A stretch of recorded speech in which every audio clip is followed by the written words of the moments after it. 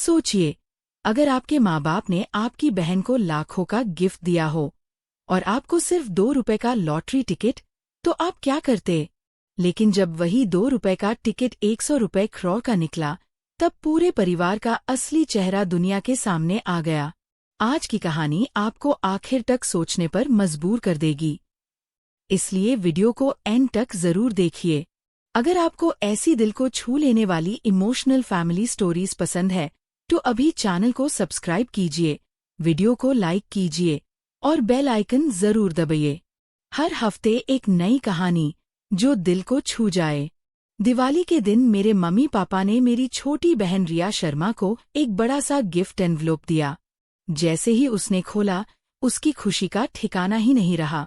अंदर मालदीव्स के luxury vacation package की बुकिंग थी, जिसकी कीमत लगभग 1 लाख थी। पूरा घर तालियों और बधाइयों से गूंज उठा। फिर मम्मी ने मुस्कुराते हुए मेरी तरफ देखा और एक छोटा सा ग्रीटिंग कार्ड मेरा हाथ में दे दिया। कार्ड के अंदर सिर्फ एक 100 का लॉटरी स्क्रैच कार्ड था और पापा की हैंडराइटिंग में लिखा हुआ था, बेटा, सब पैसे एक ही जगह मत उड़ा देना। पूरी डाइनिंग टेबल जोर जोर से हंस पड़ी। मैं भी हल्का सा स्माइल करके चुपचाप कार्ड अपनी जैकेट की पॉकेट में रख लिया। लेकिन उस वक्त अनमेन से किसी को ज़रा भी अंदाजा नहीं था कि सिर्फ 3 हफ्ते बाद वही 100 रुपए का स्क्रैच कार्ड मेरी जिंदगी ही नहीं, उनकी सोच भी हमेशा के लिए बदल देगा। क्योंकि आज टिकट पार निकला था, एट 0 करोड़ का जैकपॉट। और जब मेरी फैमिली को इस सच का पता चला, तब तक मेरा फ़ोन पर उनके 79 मिस्ड कॉल्स आ चुके थे। लेकिन असली सवाल ये था, क्या अब उनके लिए मैं सिर्फ बेटी थी या 80 रुपए करोड़ की मलिक? अगर आप कभी अपने घर के वो बच्चे रहे हो जिसे हमेशा कहा गया हो, तुम तो संभल लोगे, जबकि सारी अटेंशन और प्यार किसी और को मिलता रहा हो, तो ये कहानी आपके दिल को जरूर छू लेगी। इस कहानी में सिर्फ पैसों की बात नहीं है, बल्कि उस दर्द की बात है जो सालों तक छुप रहकर अंदर ही अंदर जमा होता रहता है और फिर एक दिन सब कुछ बदल देता है। मैं हूँ अनन्या शर्मा, 34 साल की, प्रोफेशन से एक पेडियाट्रिक नर्स। रोज हॉस्पिटल में छोटे बच्चों का डर कम करती हूँ, उनका हाथ पकड़कर उन्हें हिम्मत देती हूँ। शायद इसी वजह से मेरी आदत बन गई थी हर मुश्किल में शांत रहने की। मैं कभी किसी से कुछ मांगती नहीं थी, अपनी सैलरी से अपनी लाइफ चलती थी, अपना फ्लैट लिया था और अपनी दुनिया खुद बनाई थी। लेकिन मेरे घर में मेरी इस सेल्फ डिपेंडेंस को कभी अचीवमेंट नहीं समझा गया। उनके लिए इसका सिर्फ एक मतलब था, अनन्या को किसी चीज की जरूरत ही नहीं। हर फैमिली फंक्शन में मैं सबसे पहले पहुंचती, किचन संभालना, गेस्ट्स को सर्व करना, दादाजी की मेडिसिन्स का ध्यान रखना, सब ऑटोमैटिकली मेरी रिस्पॉन्सिबिलिटी होती थी। किसी ने कभी थैंक यू नहीं बोला, क्योंकि सबको लगता था ये तो मेरा काम है। दूसरी तरफ मेरी बहन रिया हर बार लेट आती, उसके हस्बैंड कारण के साथ एंट्री होती और पूरा घर उनके आसपास घूमने लगता।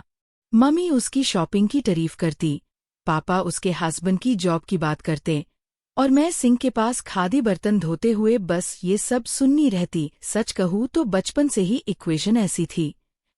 जब मुझे नर्सिंग कॉलेज में स्कॉलरशिप मिल गई थी, मम्मी पापा ने उस दिन से मान लिया कि मुझे उनकी फाइनेंशियल हेल्प की जरूरत नहीं। लेकिन रिया को हर मोड़ पर सपोर्ट मिला। उसकी कार मम्मी पापा ने खरीदी, उसकी शादी का पूरा खर्चा उन्होंने उठाया, फ्लैट की डाउन पेमेंट भी दी। कारण का बिजनेस लॉस हुआ तो वो भी क्वाइटली कवर कर दिया। हर बार जब रिया ने हाथ बढ़ाया, उसकी झोली भर दी गई, और हर बार जब मैं अपने पैरों पार खादी रही, उन्होंने समझ लिया कि मुझे इग्नोर करना बिल्कुल सेफ है। डॉटर्स दिवाली भी वही हुआ जो हर साल होता था, बस इस बार बीजाटी थोड़ी महंगी थी। डिनर के बाद मम्मी ने एक्साइटमेंट के साथ अनाउंस किया, अब गिफ्ट्स का टाइम। सब लोग ड्राइंग रूम में आ गए। पहले रिया को क्रीम कलर का डिजाइनर एनवलप दिया गया। जैसे ही उसने खोला, वो खुशी से चीख पड़ी। मालदीव्स के 5 स्टार रिसॉर्ट की बुकिंग थी। सब लोग उससे गले लगा रहे थे, सेल्फीज ले रहे थे और फ्यूचर प्लान्स बना रहे थे। फिर मम्मी मेरी तरफ मुदीन और हल्की सी हंसी के साथ बोली, अरे अनन्या, तुम्हें भी भूल नहीं गए, टेबल पार बैठे लोग पहले ही मुस्कुरा रहे थे, जैसे उन्हें पता हो अंदर क्या होगा। मैंने कार्ड खोला। अंदर 100 रुपए का स्क्रैच कार्ड था और पापा का वो मजाक वाला नोट। सब लोग हंस रहे थे, मैं भी मुस्कुराए, लेकिन उस मुस्कुराहट के पीछे सालों का दर्द छुपा हुआ था। मुझे तब बिल्कुल नहीं पता था कि कुछ हफ्तों बाद यही मजाक मेरी जिंदगी का सबसे बड़ा ट्विस्ट बनने वाला है, और उस दिन मेरी फैमिली को पहली बार एहसास होगा कि जिस बेटी को उन्होंने हमेशा हल्का समझा था, वही उनकी किस्मत से भी ज्यादा कीमती निकलेगी।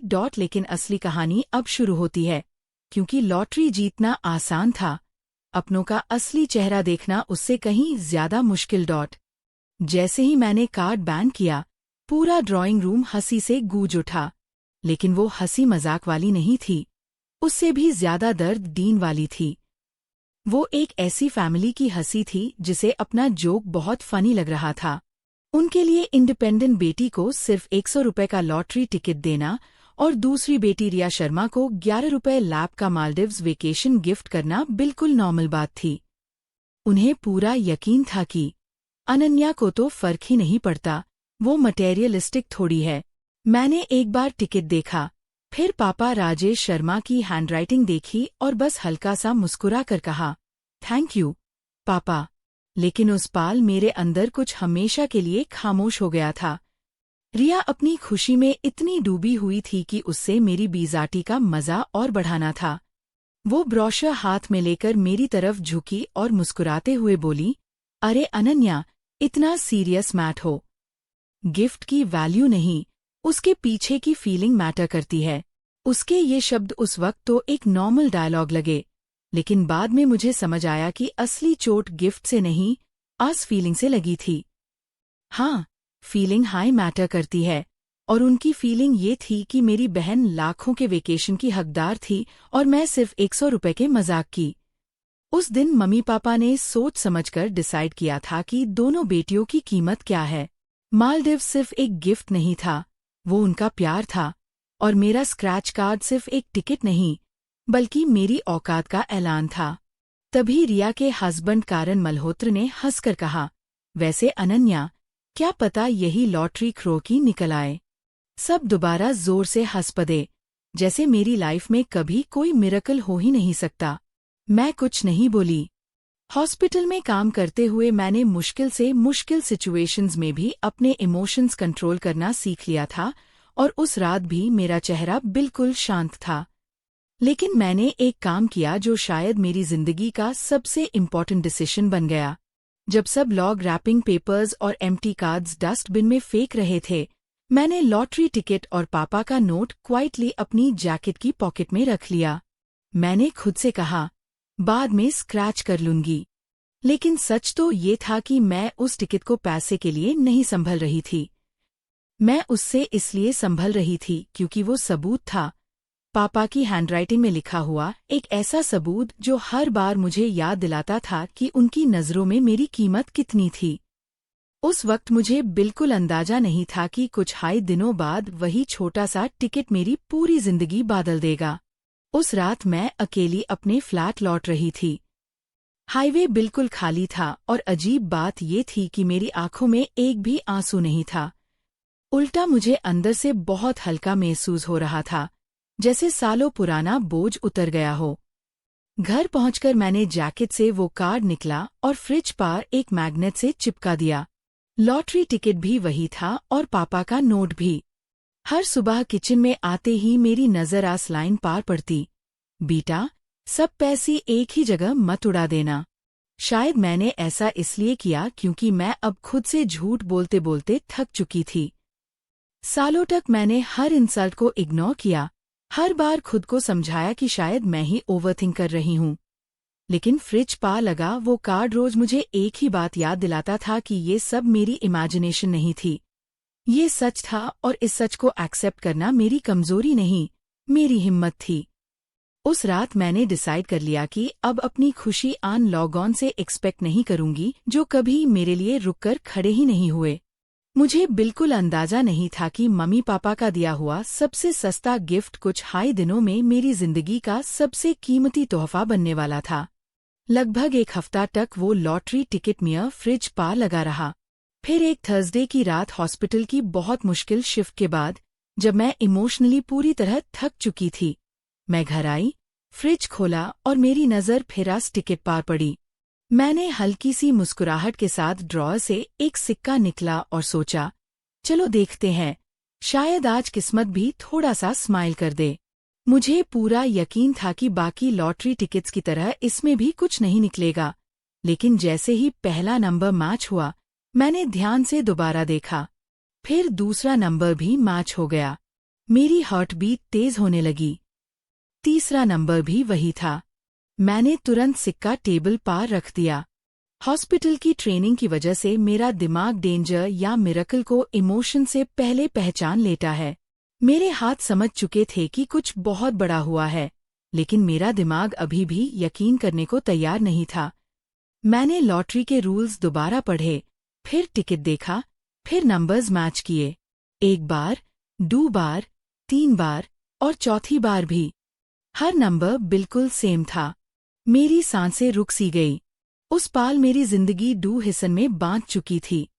एक वो जहां मैं सिर्फ इग्नोर की गई बेटी थी, और दूसरा वो जो अब शुरू होने वाला था, क्योंकि 100 रुपए का वो मजाक अब 0 करोड़ का जैकपॉट बन चुका था, और मुझे बिल्कुल अंदाजा नहीं था कि असली तूफान अब शुरू होगा।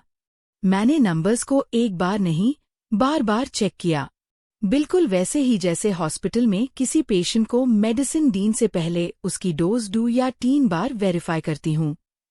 मियाँ प्रोफेशन ने मुझे एक चीज सिखाई थी, एक्साइटमेंट से पहले कन्फर्मेशन जरूरी होती है। लेकिन जितनी बार मैंने टिकट देखा, उतनी ही बार मेरी सांसें तेज होती गई। ये 500 रुपए या 1000 रुपए का प्राइज नहीं था, ना हाई फ्री टिकट। टिकट पर लिखा था कि प्राइस क्लेम करने के लिए सीधा लॉटरी हेडक्वार्टर्स जाना होगा। मेरे हाथ बिल्कुल शांत थे, लेकिन मेरा गाला सूख चुका था। रात के करीब 11 बजे मैं अपनी छोटी सी किचन में अकेली खादी थी, और मेरे हाथ में वही 100 रुपए का लॉटरी टिकट था जो मेरे पापा राजेश शर्मा ने मजाक में दिया था। उस पाल मुझे सिर्फ एक बात समझ आ गई, मेरी जिंदगी अब 2 हिस्सों में बांट चुकी थी, एक लॉटरी जीतने से पहले और एक उसके बाद। बस मुझे इतना नहीं पता था कि मेरी फैमिली किस साइड खादी होगी। उस रात मेरी आंखों से नींद गायब हो चुकी थी। मैंने टिकट को एक ट्रांसपेरेंट जिप पाउच में रख दिया, बिल्कुल वैसे ही जैसे हॉस्पिटल में कोई इम्पोर्टेंट एविडेंस प्रिजर्व किया जाता है। अगली सुबह मैंने पहली बार अपनी जॉब से पर्सनल लीव ली। मैं बिना किसी को बताए सीधा रीजनल लॉटरी ऑफिस पहुंची। वेरिफिकेशन प्रोसेस लंबा था, सिक्योरिटी चेक्स हुई, डॉक्यूमेंट्स वेरीफाई हुई, लेकिन मेरी धड़कन सिर्फ एक जवाब का इंतजार कर रही थी। फिर एक ऑफिसर ने धीरे से मेरी तरफ देखा और कहा, कंग्रेचुलेशंस मैम, आपने 80 रुपए करोड़ का जैकपॉट जीता है। एक पाल के लिए दुनिया रुक सी गई। 100 रुपए के मजाक वेल टिकट ने मुझे 80 रुपए करोड़ का मालिक बना दिया था। शायद कोई और होता तो खुशी से चिल्लाता, रो पड़ता या सबसे पहले अपनी फैमिली को फोन करता, लेकिन मेरे साथ ऐसा कुछ नहीं हुआ। मुझे खुशी से ज्यादा डर महसूस हुआ, क्योंकि मैं जानती थी कि अचानक मिली हुई दौलत सिर्फ जिंदगी नहीं बदलती, रिश्तों का असली चेहरा भी दिखा देती है। हॉस्पिटल में मैंने देखा था कि अचानक आई बड़ी खबर, चाहे अच्छी हो या बुरी, अगर संभल कर हैंडल ना की जाए तो सब कुछ बर्बाद कर सकती है। इसलिए मैंने उसी वक्त एक फैसला कर लिया, मैं किसी को कुछ नहीं बताऊंगी, ना अपनी बेस्ट फ्रेंड को, ना किसी कोलीग को, और बिल्कुल भी अपनी फैमिली को नहीं। मेन टिकट लेकर घर वापस आई, डाइनिंग टेबल पर बैठी और एक डायरी खोलकर लिस्ट बनाना शुरू की। लिस्ट्स बनाना मेरी आदत थी, क्योंकि जब भी लाइफ कंट्रोल से बाहर जाती थी, प्लानिंग हाई मुझे शांत रखती थी। सबसे पहला पॉइंट था, कोई लग्जरी कार नहीं खरीदनी। दूसरा पॉइंट था, सबसे पहले एक एक्सपीरियंस्ड लॉयर हायर करना। मुझे अंदाजा हो चुका था कि मेरी जिंदगी के सबसे इम्पोर्टेंट डिसीजंस अगले कुछ हफ्ते में होने वाले हैं, और उन्हें पूरी खामोशी के साथ लेना होगा। आज भी लोग मुझसे एक ही सवाल पूछते हैं, तुमने इतनी बड़ी खबर अपनी फैमिली को तुरंत क्यों नहीं बताई? सच बताओ तो मैंने बताने का सोचा था, मैंने फ़ोन उठाया, कॉन्टैक्ट्स में मम्मी का नाम खोला, कॉल बटन दबाने ही वाली थी। तब मेरी नज़र फ्रिज पा लगे अस ग्रीटिंग कार्ड पार पड़ी। पापा की वही लाइन सामने लिखी थी, बेटा, सब पैसे एक ही जगह मत उड़ा देना। और उसके साथ रिया की आवाज़ मेरे कानों में गूंज उठी, फीलिंग हाई मैटर करती है।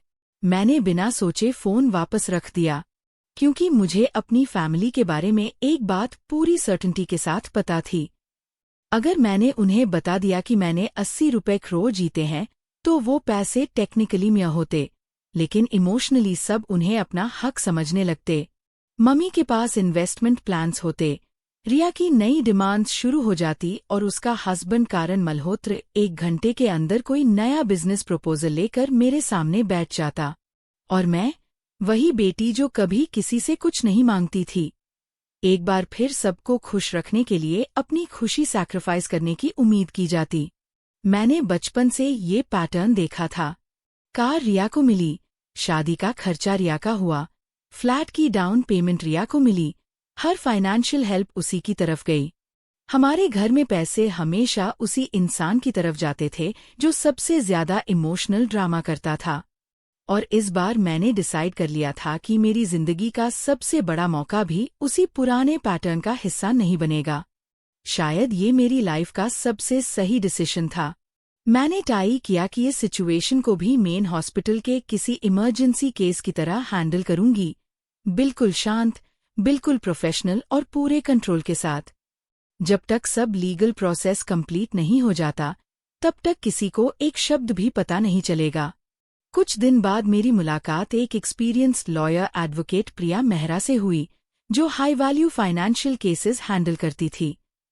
मैंने जैसे ही उन्हें 80 रुपए करोड़ वाली बात बताई, उनके चेहरे पर ज़रा सा भी सरप्राइज नहीं आया। उन्होंने सिर्फ एक सवाल पूछा, क्या आपने किसी को बताया? मैंने कहा, नहीं, एक भी इंसान को नहीं। वो मुस्कुराई और बोली, बहुत अच्छा किया। अक्सर लोग यही सबसे बड़ी गलती कर देते हैं। फिर उन्होंने मुझे एक ऐसी लीगल स्ट्रैटेजी बताई जिसने मेरी पूरी जिंदगी बदल दी।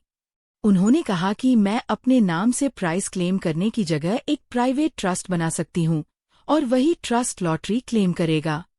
पब्लिक रिकॉर्ड्स में मेरा नाम कभी नहीं आएगा। बाहर की दुनिया सिर्फ इतना जाने जियाए कि किसी लोकल रेजिडेंट ने जैकपॉट जीता है, लेकिन वो रेजिडेंट कौन है, ये सिर्फ हम जानते होंगे। प्रिया ने मुझे बार बार समझाया कि सबसे इम्पॉर्टेंट चीज टाइमिंग होती है। पहले ट्रस्ट बनता है, उसके बाद प्राइस क्लेम होता है। अगर एक बार मेरा नाम पब्लिक हो गया, तो उसे कभी वापस छुपाया नहीं जा सकता। अगले 2 हफ्तों तक जब मेरी फैमिली दिवाली के गिफ्ट्स और रिया के मालदीव्स ट्रिप की प्लानिंग में बिजी थी, टैब मेन चुपचाप अपनी जिंदगी का सबसे इम्पॉर्टेंट पेपरवर्क कंप्लीट कर रही थी। उन्हें बिल्कुल अंदाजा नहीं था कि जिस बेटी को उन्होंने सिर्फ 100 रुपए का मजाक समझा था, वही कुछ हाई दिनों में क्रोरियन की मलिक बन चुकी थी। और अब गेम के सारे रूल्स बदलने वेल द डॉटर्स दिन मुझे एक बात बहुत गहराई से समझ आई। मेरी फैमिली ने सालों तक जिस आदत के लिए मुझे इग्नोर किया था, वही आदत आज मेरी सबसे बड़ी ताकत बन गई थी। उन्होंने हमेशा कहा था कि मैं सब कुछ अकेली हैंडल कर लेती हूँ, किसी पर डिपेंड नहीं करती, किसी से कुछ मांगती नहीं। शायद उन्हें लगता था ये मेरी कमजोरी है, लेकिन असल में वही मेरी सबसे बड़ी सिक्योरिटी बन गई।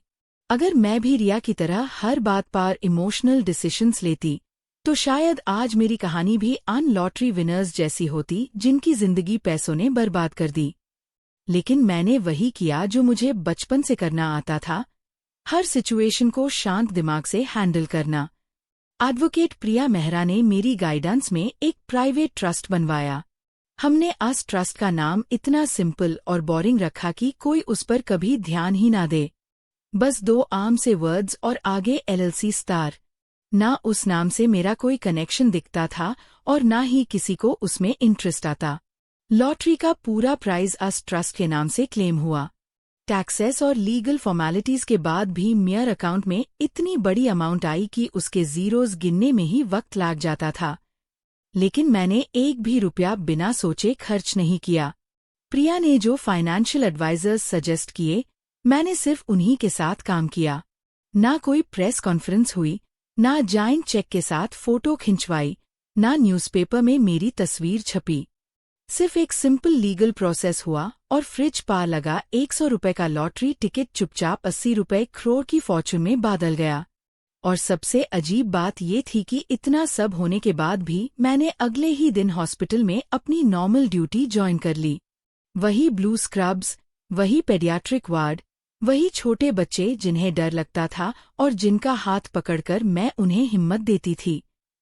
किसी को ज़रा सा भी अंदाजा नहीं था कि हैंड सैनिटाइजर रिफिल करने वाली वो सिंपल नर्स अब 80 रुपए करोड़ की मालिक बन चुकी है। और पता है, मुझे इस बात से इतनी सुकून मिली जितनी शायद पैसों से भी नहीं मिलती। 2 हफ्ते तक मैंने अपनी जिंदगी का सबसे बड़ा सीक्रेट सिर्फ अपने दिल में रखा और आज सीक्रेट ने मुझे कमजोर नहीं और ज्यादा मजबूत बना दिया। हर ड्यूटी के बाद मुझे याद आता था कि पैसे मेरी पहचान नहीं है। मैं पहले भी अनन्या शर्मा थी और आज भी वही हूँ। बस फर्क इतना था कि अब मेरे पास चॉइसेस थी। उधर मेरी फैमिली को कुछ भी पता नहीं था। उनके लिए मैं अब भी वही बोरिंग, सिंपल और रिस्पॉन्सिबल बेटी थी जिसे 100 रुपए का लॉटरी टिकट देकर मजाक बनाना बिल्कुल नॉर्मल था। और मैंने उन्हें इसी भरम में रहने दिया, क्योंकि हर गुजरता हुआ दिन मुझे एक नया कॉन्फिडेंस दे रहा था। अब हर डिसीजन सिर्फ मेरा था। मैं पहली बार अपनी लाइफ के बारे में बिना किसी गिल्ट के सोच सकती थी। कुछ दिन बाद लोकल न्यूज़पेपर में एक ब्रेकिंग न्यूज़ छपी। हमारे एरिया से 80 रुपए करोड़ का जैकपॉट जीता गया। विनर की पहचान प्राइवेट ट्रस्ट के थ्रू कॉन्फिडेंशियल रखी गई। बस इतनी सी खबर थी, लेकिन पूरे शहर में हंगामा मच गया। हर गली, हर चाय की दुकान और हर ऑफिस में बस इसी बात की डिस्कशन थी। सबके पास अपनी थ्योरी थी। कोई बोलता hardware store well Sharma ji जीते होंगे, कोई कहता किसी रिटायर्ड ऑफिसर की लॉटरी लगी होगी। और सबसे फनी बात ये थी कि मेरी अपनी फैमिली भी रोज इसी टॉपिक पर बात करती थी।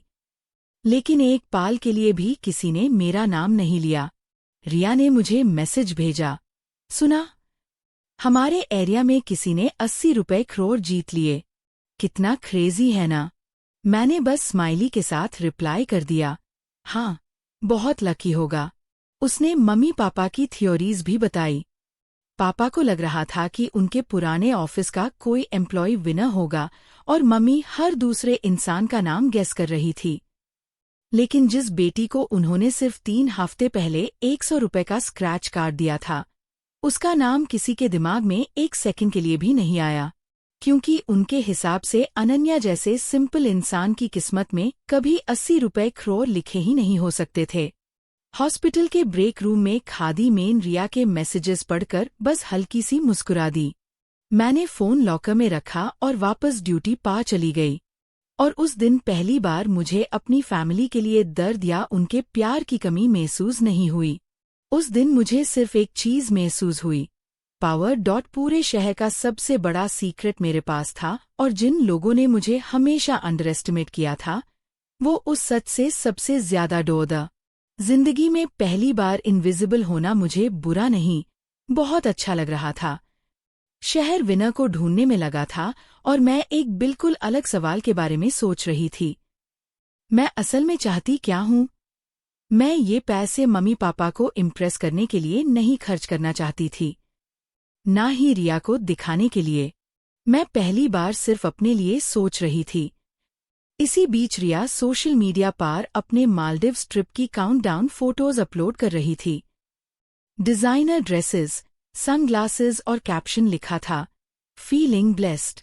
कुछ हफ्ते पहले तक वही ट्रिप मेरी इंसल्ट की निशानी लगती थी, लेकिन अब आज पोस्ट को देखकर मुझे ना जलन हुई और ना दुख, बस एक अजीब सी शांति मिली। 11 रुपए लाख का वो वेकेशन जो कभी मुझे मेरी औकात याद दिलाता था, अब मुझे बहुत छोटा लग रहा था। मैं चाहती तो ऐसे 1000 वेकेशंस बुक कर सकती थी और मेरी टोटल वेल्थ पर कोई फर्क नहीं पड़ता। तब मुझे समझ आया कि पैसे ने मेरी सोच नहीं बदली, उसने सिर्फ उन चीजों की पावर खत्म कर दी जो मुझे सालों से हर्ट कर रही थी। मम्मी पापा का फेवरेटिज्म टैब तक ही दर्द देता था जब तक मुझे उनके रिसोर्सेज की जरूरत थी। अब मुझे उनसे कुछ भी नहीं चाहिए था, और ये एहसास मेरी असली आज़ादी थी। उस रात मैंने एक नई डायरी निकाली और एक नई लिस्ट बनाना शुरू की। इस बार लिस्ट शॉपिंग की नहीं थी। इस बार लिस्ट लॉग ऑन की थी, जिन्होंने मुझे टैब इम्पोर्टेंस दी थी जब मेरे पास डीन के लिए कुछ भी नहीं था। मुझे एक एक नाम याद था, कौन मेरी सक्सेस से पहले भी मेरे साथ खड़ा था और कौन सिर्फ अपना मतलब देख रहा था। तब मुझे समझ आया कि असली बदला चिल्लाकर या इंसल्ट करके नहीं लिया जाता।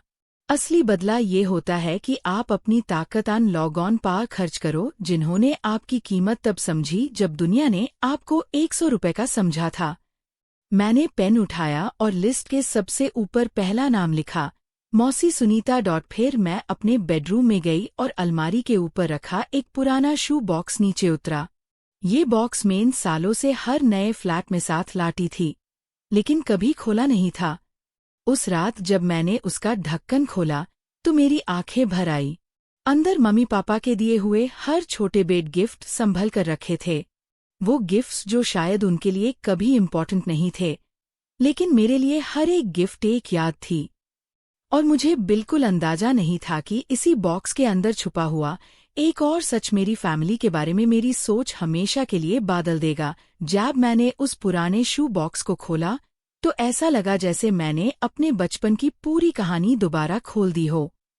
अंदर मम्मी पापा के दिए हुए सालों पुराने गिफ्ट्स संभल कर रखे थे।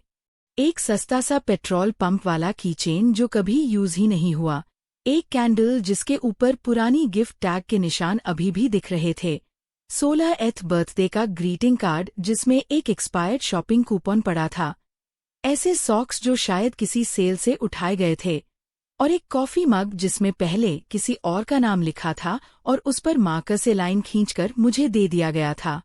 हर छोटा गिफ्ट एक ही बात कह रहा था, मैं कभी प्रायोरिटी थी ही नहीं।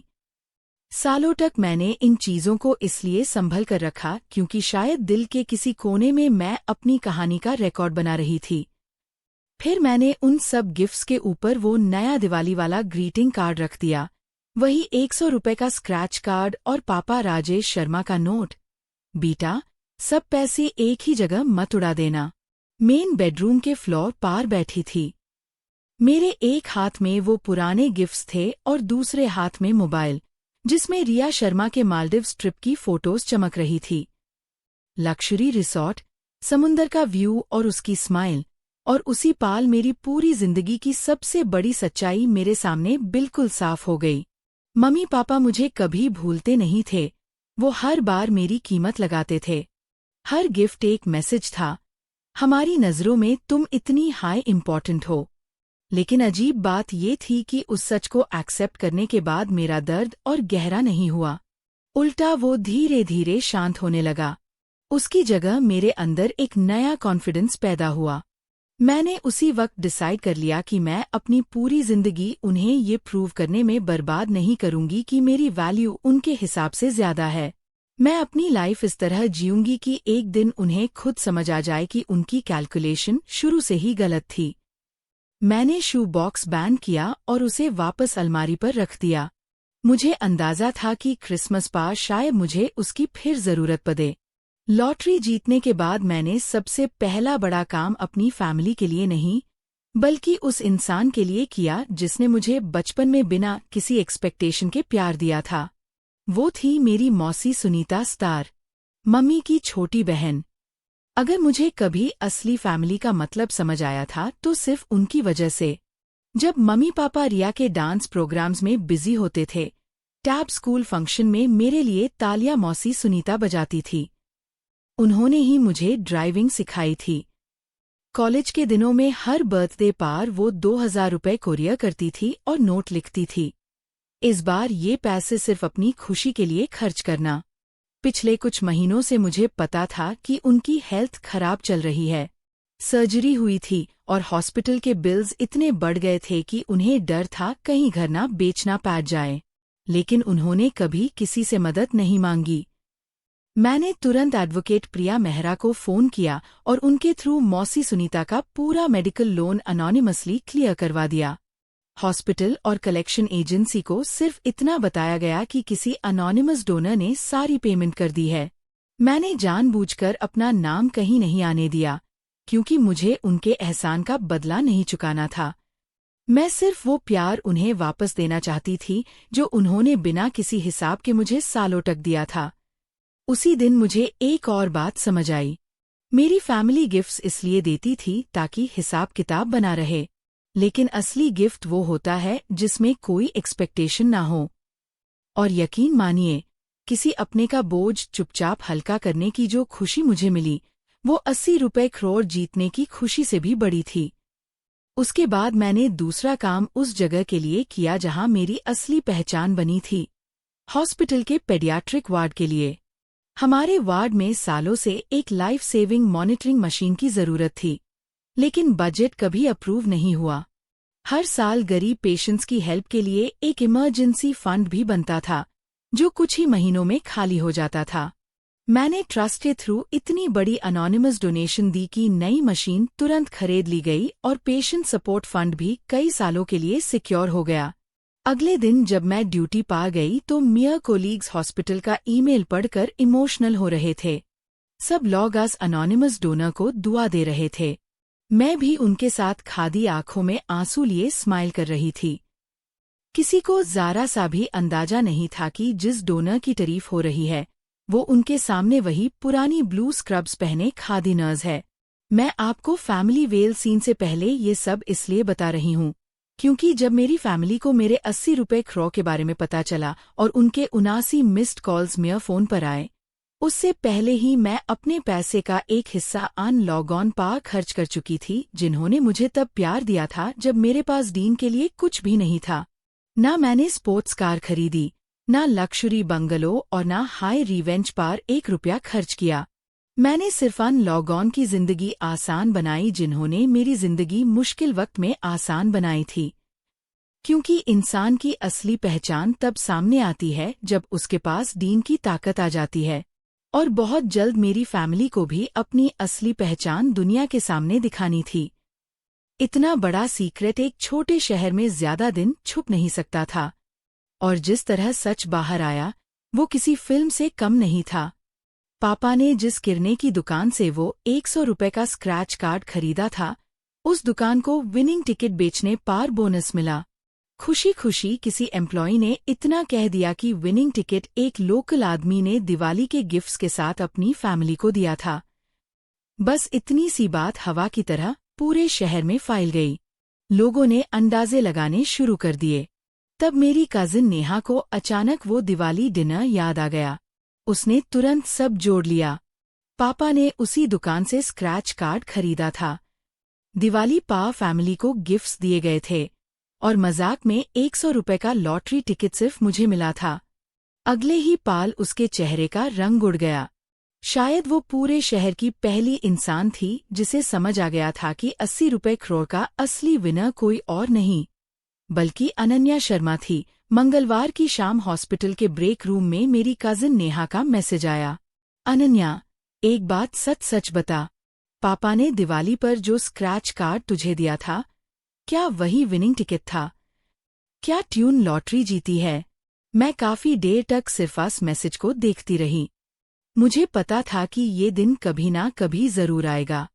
पिछले 3 हफ्तों से मैं इसी पाल के लिए खुद को मेंटली प्रिपेयर कर रही थी। 3 हफ्ते तक मैंने खामोशी से अपनी जिंदगी को संभाला, लीगल काम पूरे किए, अपनी प्रायोरिटीज डिसाइड की और वो इंसान बन गई जो मैं हमेशा बनना चाहती थी। अब तूफान आने वाला था। मुझे महसूस हो रहा था जैसे तेज बारिश से पहले हवा का प्रेशर बादल जाता है। मैंने नेहा के मैसेज का कोई रिप्लाई नहीं दिया। फोन लॉकर में रखा और अपनी ड्यूटी पूरी की। वही शांत चेहरा, वही स्टेबल आवाज और वही छोटे बच्चों के हाथ पकड़कर उन्हें हिम्मत दीन वाली नर्स।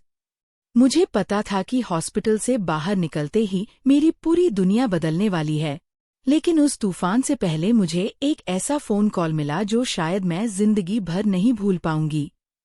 फोन मौसी सुनीता का था। वो इतना रो रही थी कि पहले पाल मुझे लगा उनकी तबीयत फिर खराब हो गई है। नर्स होने की वजह से मेरा दिमाग तुरंत इमरजेंसी मोड में चला गया।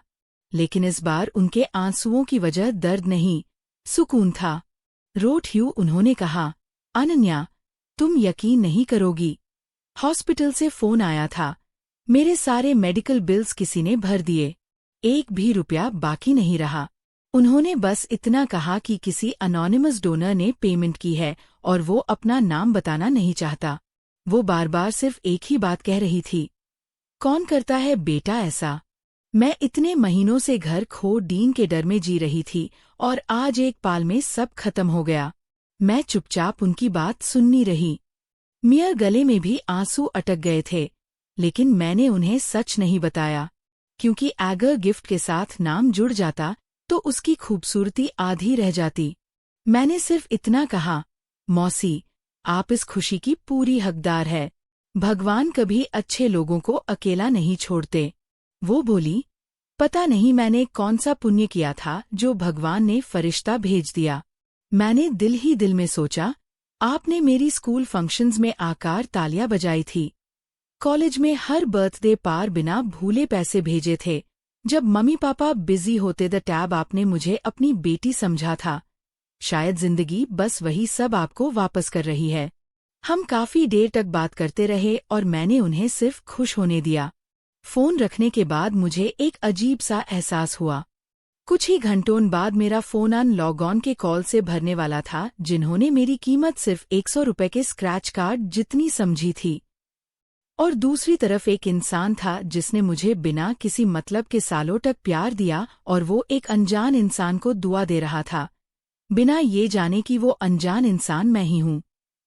मुझे उस दिन समझ आ गया कि किस कॉल की असली वैल्यू होती है। शाम होते ही सब शुरू हो गया। मेन हॉस्पिटल से घर लौट रही थी, टैब कार की स्क्रीन पर सबसे पहले मम्मी का नाम फ्लैश हुआ। मैंने फोन नहीं उठाया। 1 मिनट बाद पापा राजेश का कॉल आया। मैंने वो भी इग्नोर कर दिया। फिर रिया, उसके बाद कारण, फिर अननोन नंबर्स और फिर बार बार वही कॉल्स। साफ था कि फैमिली के व्हाट्सएप ग्रुप में सब पैनिक मोड में थे और एक दूसरे को कोऑर्डिनेट कर रहे थे। नेहा ने किसी को बताया था, उसने किसी और को, और धीरे धीरे पूरी फैमिली को समझ आ गया था कि जिस 80 रुपए क्रॉर के विनर को पूरा शहर ढूंढ रहा था, वो कोई और नहीं बल्कि वही बेटी थी जिसे दिवाली पर मजाक में 100 रुपए का स्क्रैच कार्ड दिया गया था। मेन अपार्टमेंट की पार्किंग में गाड़ी रोककर काफी देर तक अंधेरे में बैठी रही। फोन बार बार वाइब्रेट हो रहा था। स्क्रीन पर मम्मी, पापा, रिया और कई रिश्तेदारों के नाम बार बार चमक रहे थे। जिन लोगों ने महीनों तक मेरी खैरियत तक नहीं पूछी थी, वो आज मुझे पाने के लिए बेचैन थे। लेकिन मुझे ना जीत का घमंड था और ना बदले की खुशी। मैं बस बिल्कुल शांत थी। बिल्कुल वैसे ही जैसे आईसीयू में पेशेंट के घर वेल पैनिक करते हैं और डॉक्टर को सिर्फ स्टेबल रहना होता है। मैंने एक भी कॉल रिजेक्ट नहीं किया, बस सबको रिंग होने दिया। हर मिस्ड कॉल मुझे एक ही कहानी सुना रहा था, पैसा आते ही प्यार कितनी जल्दी याद आ जाता है। मैं घर के अंदर गई, अपने लिए चाय बनाई और फोन को किचन काउंटर पर रख दिया, बिल्कुल उस फ्रिज के सामने जहां पापा का वो ग्रीटिंग कार्ड अब भी मैग्नेट से लगा हुआ था। बेटा, सब पैसे एक ही जगह मत उड़ा देना। मैं चुपचाप चाय पीती रही और फोन को लगातार बजते देखती रही। रात देर तक जब मैंने फाइनली फोन उठाया, स्क्रीन पर 79 मिस्ड कॉल्स लिखा हुआ था। मम्मी, पापा राजेश, रिया, कारण, रिश्तेदार, कजिन्स और कुछ ऐसे नंबर्स भी जिन्हें मैं पहचानती तक नहीं थी। मैंने एक एक मैसेज और वॉइस मेल ध्यान से पढ़ा। मम्मी ने लिखा था, बेटा, ह्यूम तुम पर बहुत गर्व है, जल्दी घर फोन करो, हम तुमसे बहुत प्यार करते हैं। रिया का मैसेज था, ओ माय गॉड अनन्या, मैं खुशी के मारे रो रही हूँ। ह्यूम सेलिब्रेट करना चाहिए, फैमिली हमेशा साथ रहती है। कारण ने लिखा, कांग्रेट्स अनन्या, मेरे पास तुम्हारे पैसे को सेफली इन्वेस्ट करने के कुछ ब्रिलियंट बिजनेस आइडियाज है, जल्दी मिलते हैं। मैंने 79 मिस्ड कॉल्स और इतने सारे मैसेजेस पढ़े, लेकिन एक चीज ने मेरे दिल को ठंडा कर दिया। किसी एक इंसान ने भी सॉरी नहीं लिखा था। किसी ने ये नहीं कहा कि उन्होंने सालों तक मेरे साथ गलत किया।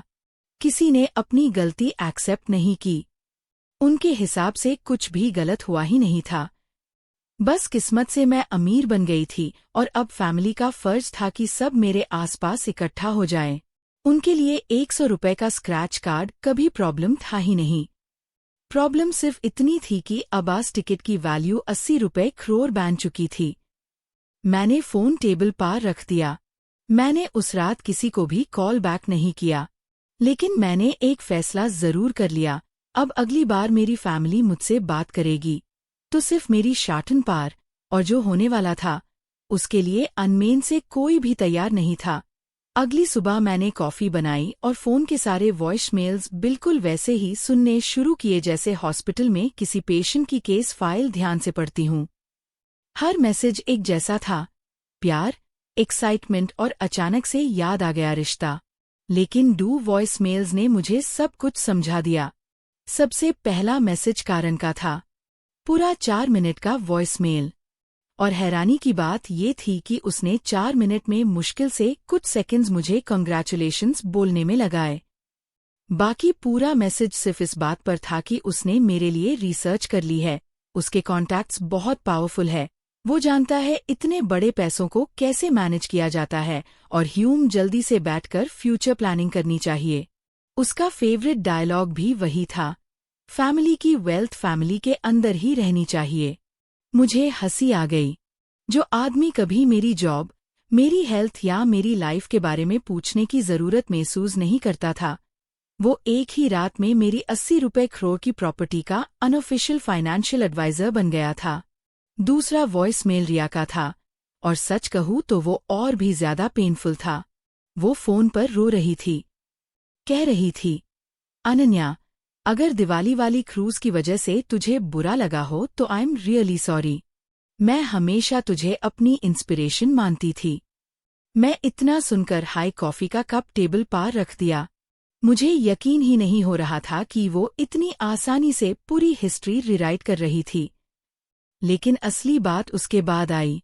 अगले हाई सेंटेंस में उसने कैजुअली बोल दिया, वैसे मैं और कारण एक बड़ा घर देख रहे हैं, कितना अच्छा होगा ना अगर हम सब एक ही जगह कंफर्टेबल लाइफ जी सके।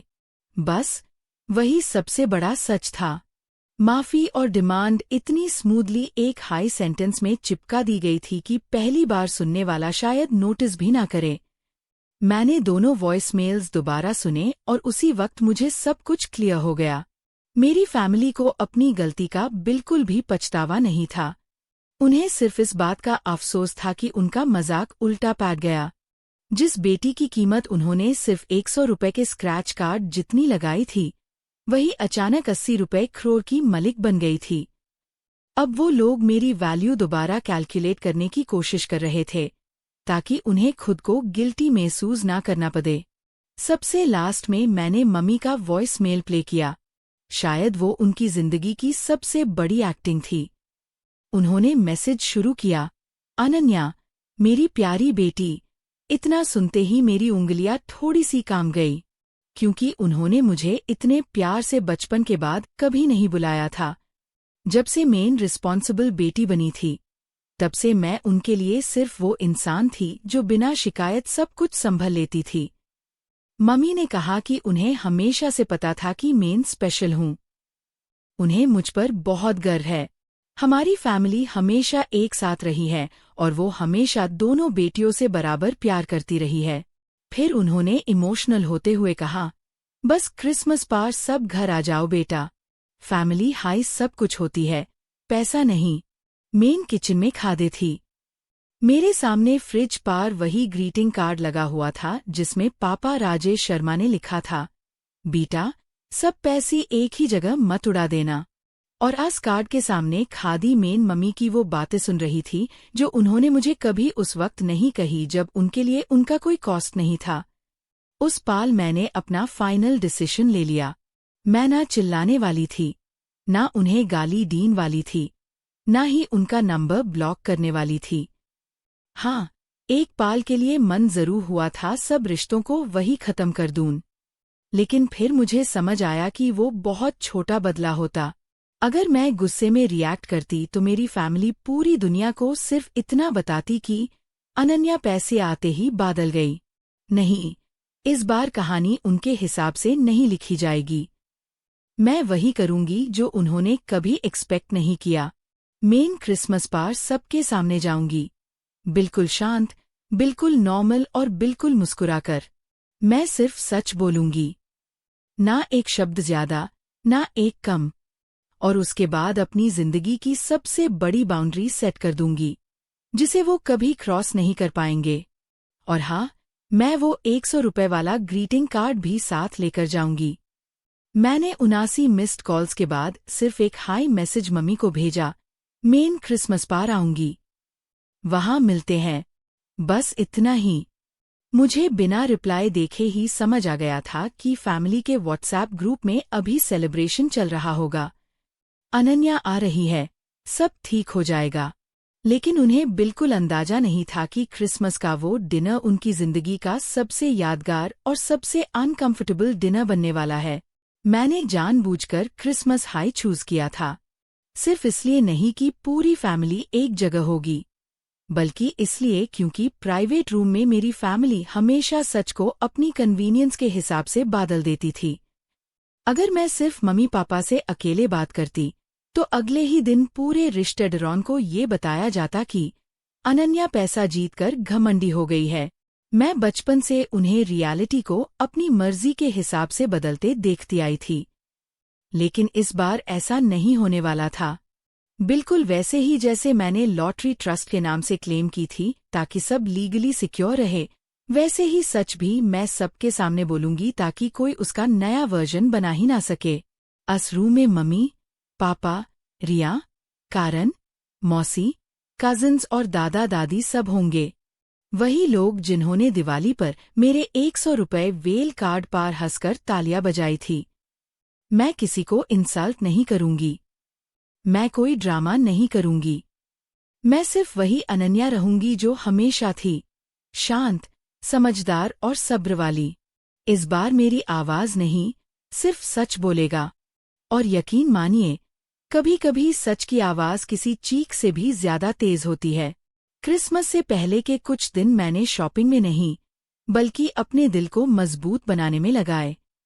मैं बार बार वही कुछ लाइंस प्रैक्टिस करती थी जो मुझे सबके सामने कहनी थी, ताकि बोलते वक्त मेरी आवाज कभी ना कान पे। और मैंने एक चीज पक्की कर ली थी, वो ग्रीटिंग कार्ड मेरे साथ जरूर जाएगा। क्रिसमस से एक रात पहले मौसी सुनीता का फिर फोन आया। इस बार उन्हें अनोनिमस डोनेशन के बारे में कुछ नहीं पता चला था, लेकिन उन्होंने भी पूरे शहर की तरह सुन लिया था कि लॉटरी विनर मैं हूं। और सबसे खास बात ये थी कि उन्होंने फोन पैसों की बधाई डीन के लिए नहीं किया। उन्होंने सिर्फ इतना पूछा, बेटा तू ठीक है ना? मुझे बस तेरी फिक्र हो रही थी। बस उस एक सवाल ने मुझे फिर याद दिला दिया कि असली अपने वो नहीं होते जो तुम्हारे पास पैसा आने के बाद तुम्हें याद करें। असली अपने वो होते हैं जो तुम्हारे पास सब कुछ होने के बाद भी सिर्फ तुम्हारी खैरियत पूछते हैं। फोन उठाते ही दूसरी तरफ से सुनीता मौसी की आवाज आई, लेकिन उन्होंने लॉटरी का नाम तक नहीं लिया। उनका पहला सवाल सिर्फ इतना था, अनन्या बेटा तू ठीक है ना? बस इतनी सी बात ने मेरी आंखों को भर दिया। पिछले 79 कॉल्स में किसी ने भी ये नहीं पूछा था कि मैं कैसी हूं। सबको सिर्फ पैसे की फिक्र थी, लेकिन मौसी को मेरी। उन्होंने धीरे से कहा, बेटा इतने पैसे आते हाई लॉग बादल जाते हैं, रिश्तों का रंग भी बादल जाता है। बस एक बात याद रख, तू किसी की भी कर्जदार नहीं है, ना पैसों की, ना एक्सप्लेनेशन की, ना माफी की। ट्यून पूरी जिंदगी इस फैमिली को सिर्फ दिया ही दिया है और बदले में हमेशा बचे हुए टुकड़े मिले हैं। कल क्रिसमस पर जो भी फैसला करेगी, मैं तेरे साथ खादी हूं, हमेशा। मैं कुछ बोल ही नहीं पाई। फिर उन्होंने एक और बात कही जो मेरी पूरी जिंदगी का सबसे बड़ा तोहफा बन गई। मेरे लिए तू कभी इजी वाली बेटी नहीं थी अनन्या, तू हमेशा सबसे अच्छी बेटी थी। इतना सुनते ही मैं सोफा पार बैठ गई। शायद मेरी पूरी जिंदगी इसी एक सेंटेंस का इंतजार कर रही थी। मुझे अचानक वो पुराना शू बॉक्स याद आ गया, वो 100 रुपए वाला स्क्रैच कार्ड, पापा राजेश शर्मा की वो लाइन, और मौसी के भेजे हुए वो छोटे छोटे 20 रुपए के एनवलोप्स जिन पर हमेशा लिखा होता था, इस बार कुछ सिर्फ अपने लिए खर्च करना। उसी पाल मुझे समझ आ गया कि मेन क्रिसमस पार मम्मी पापा से प्यार या रिस्पेक्ट मांगने नहीं जा रही थी। जो मुझे चाहिए था वो मुझे कब का मिल चुका था, बस गलत लोगों से एक्सपेक्ट कर रही थी। मैंने फ्रिज से वो ग्रीटिंग कार्ड उतरा, पर्स में संभल कर रखा और पहली बार दिल बिल्कुल हल्का महसूस हुआ। अगले दिन जब मैं राजेश शर्मा के घर पहुंची तो मुझे लगा जैसे गलती से मैं किसी और के घर आ गई हूं। दिवाली वाले घर और क्रिसमस वेल घर में जमीन आसमान का फर्क था। दरवाजा खुलते ही सारी नजरें मेरी तरफ मुड़ गई, बिल्कुल वैसे ही जैसे हमेशा रिया के आने पर होता था। मम्मी भाग कर आई और गले लगाते हुए बोली, आ गई मेरी प्यारी बेटी। पापा इतनी जल्दी खड़े हुए कि उनसे फुटरेस्ट तक टकरा गया।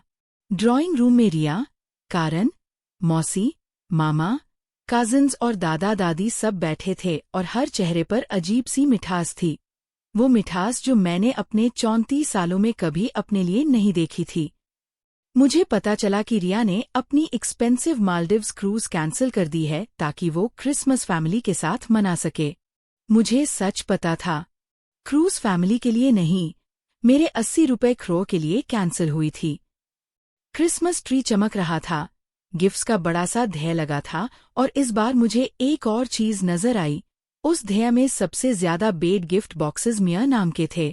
3 हफ्ते पहले जिसे 100 रुपए का स्क्रैच कार्ड मिला था, आज उसके लिए डिजाइनर हैम्पर्स, एक्सपेंसिव वॉचेस और लक्शरी गिफ्ट्स रेडी था।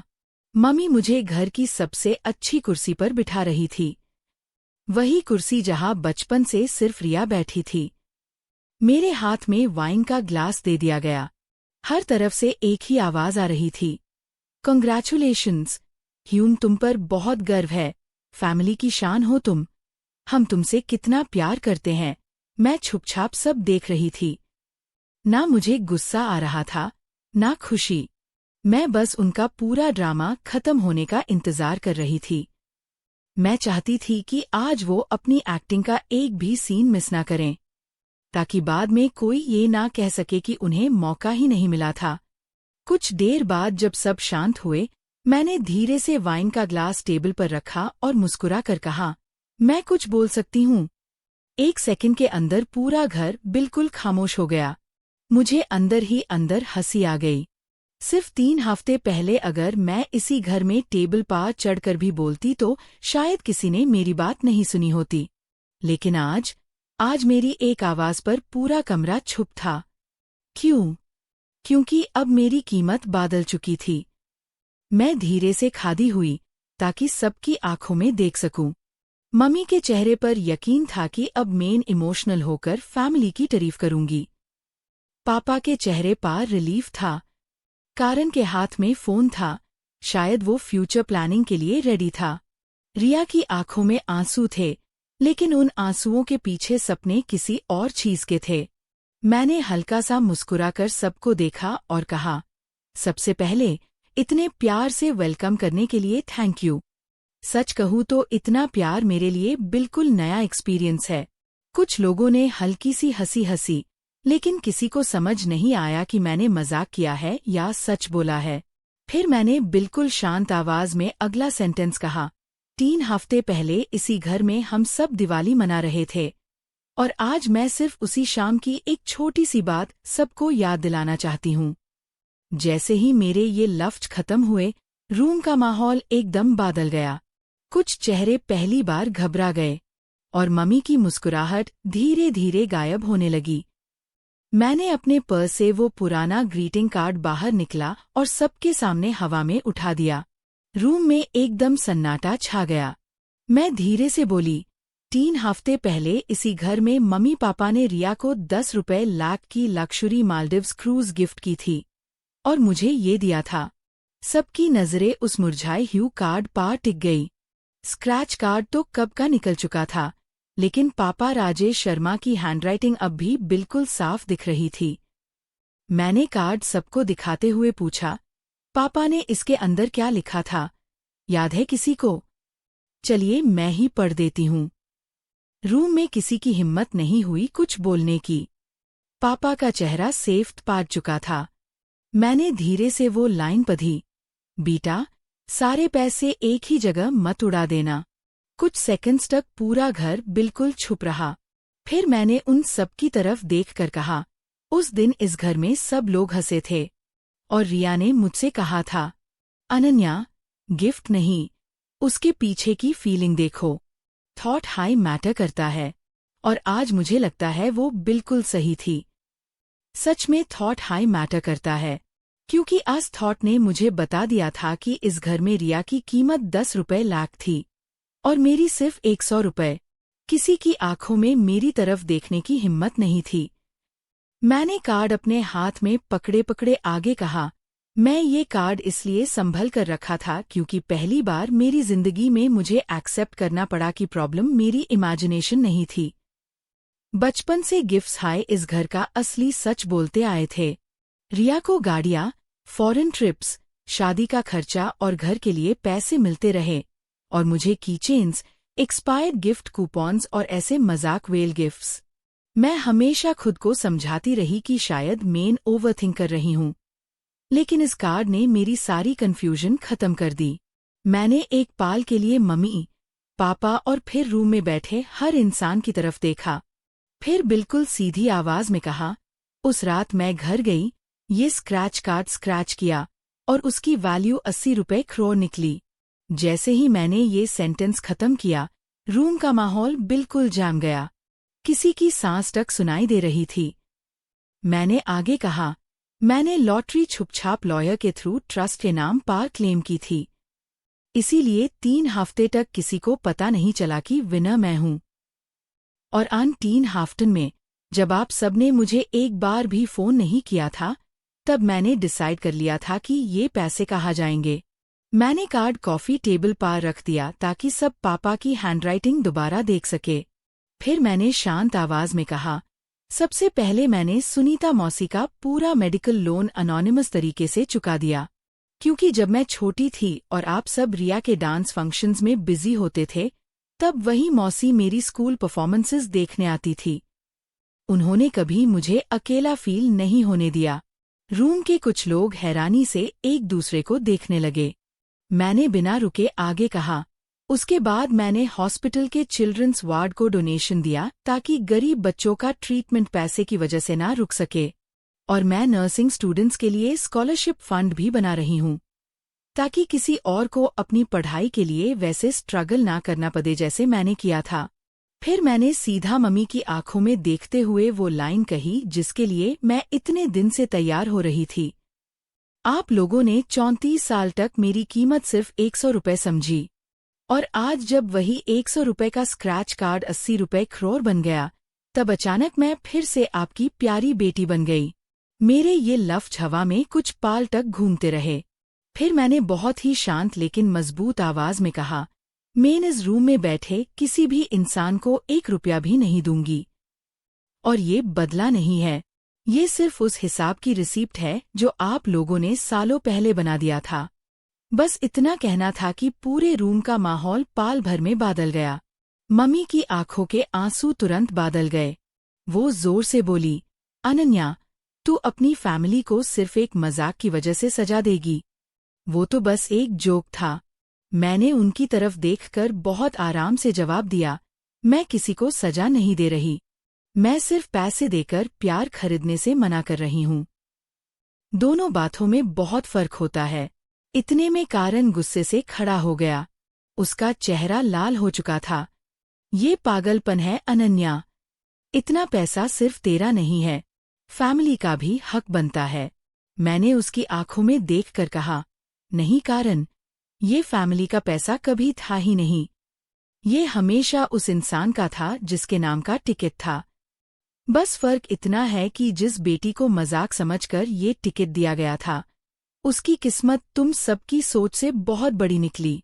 रिया ने बीच में बोलना चाहा, अनन्या, बात तो सिर्फ फीलिंग की, लेकिन सेंटेंस पूरा करने से पहले ही उससे अपने ही वो पुराने शब्द याद आ गए। उसका चेहरा नीचे झुक गया। शायद जिंदगी में पहली बार उससे असली शर्म महसूस हुई थी। वो पाल छोटा था, लेकिन सच्चा था। लेकिन अब बहुत देर हो चुकी थी। और सबसे खास बात ये थी कि इस पूरी बहस में सिर्फ एक चीज अलग थी।